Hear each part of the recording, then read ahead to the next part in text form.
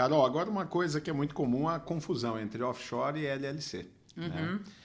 Aliás, eu acho até curioso, tem cliente que fala LLC alto para mim, mas vai falar offshore. É uma offshore. Não precisa ter medo, pode falar. Offshore um tipo de operação legal, não tem nada de errado nisso. Hoje em dia, mais ainda. LLC também é uma operação legal. Então, a gente tem que desmistificar isso. Qual que é a diferença? Como que você enquadra o cliente para offshore? Ou, resumidamente, lógico, não dá para você detalhar, porque cada um tem a sua característica, mas a offshore tem a LLC, ele vai ter só a LLC, ou ele necessariamente dentro desse impacto de comprar imóvel, deixar dinheiro no banco, investir numa corretora, ele tem que ter esse processo. Como que você vê tudo isso?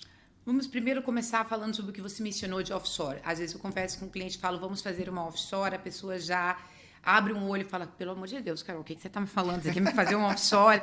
Então, é um mito, né? Principalmente que o brasileiro tem, porque a offshore foi muito usada no Brasil para coisas ilegais. Então, para dinheiro que não tinha origem, para fazer remessas, para aquisição de bens que não podiam aparecer e etc. Mas nada mais é do que a palavra offshore, Guilherme, é fora do local onde você é residente.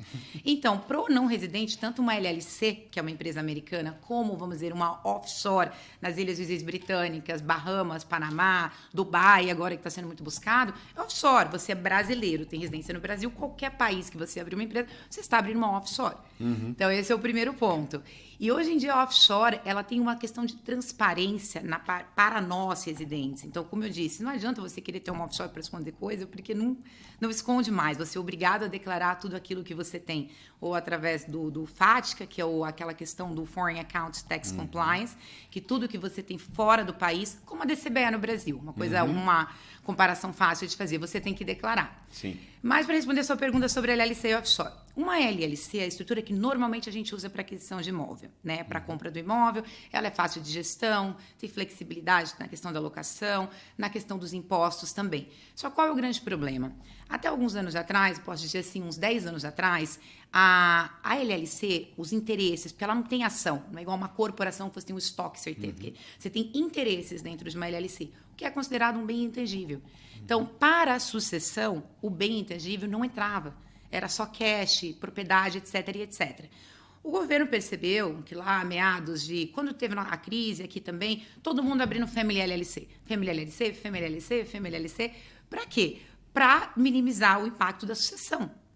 Aí foram passando os anos, o governo falou, não, peraí, LLC, as ações dela são bens também, situados no território americano, e estão suscetíveis a imposto de sucessão.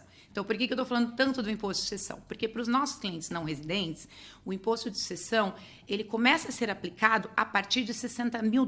Então, de que forma? Se um cliente seu vem e compra uma casa de $500 mil e eu coloco somente no nome de uma LLC, quer dizer que não é o capital social da empresa, o que ele aportou ali, que vai ser levado em consideração no momento do falecimento e para o devido cálculo do imposto, mas sim o valor do patrimônio da empresa no valor de mercado.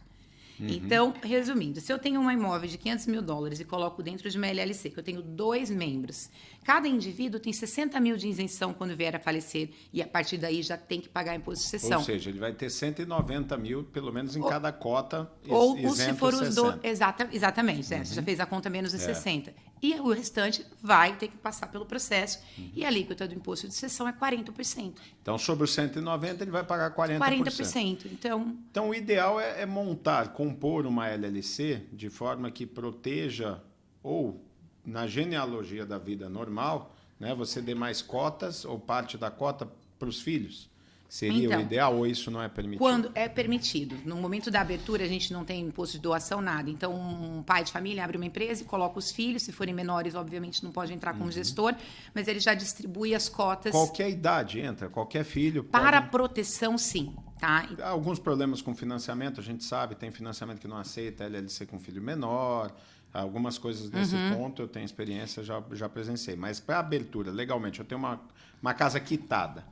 Posso colocar filhos menores ali, com 12, um com 14, um com 8, não vai ter problema. Sabe qual que é o problema, Guilherme? A lei da Flórida é um estado que permite menor dentro das empresas. O grande problema é de como a pessoa elabora o contrato social. Então, a maioria dos contratos sociais são elaborados errado. Então, colocam uma criança como um gestor, por exemplo, como um member manager de uma empresa.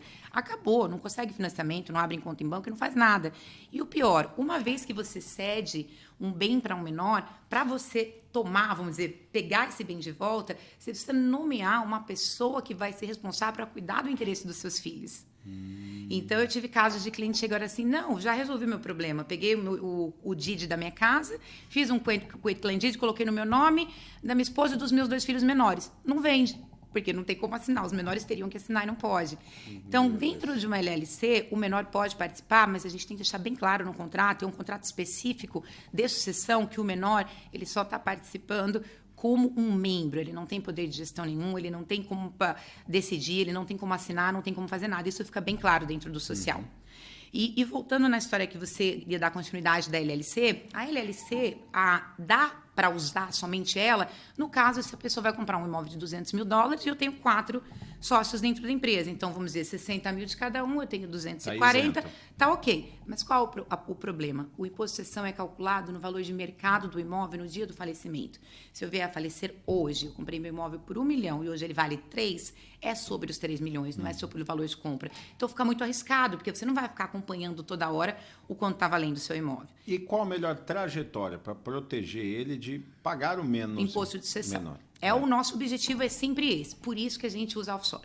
Então, quem não está sujeito ao imposto de sucessão nos Estados Unidos? Somente as empresas estrangeiras. Qualquer pessoa física, residente ou não residente, está sujeita. As pessoas jurídicas não residentes, empresas no Brasil, uma empresa do Brasil ser dona do imóvel aqui, uma empresa nas Ilhas Britânicas ser dona do imóvel aqui, acabou a sucessão. Só que isso a gente sabe que tem um problema de administração depois. Se eu pego uma empresa estrangeira para ser dona de um imóvel, eu não consigo locar, eu tenho vários problemas. Então, qual é a estrutura? Você abre uma LLC.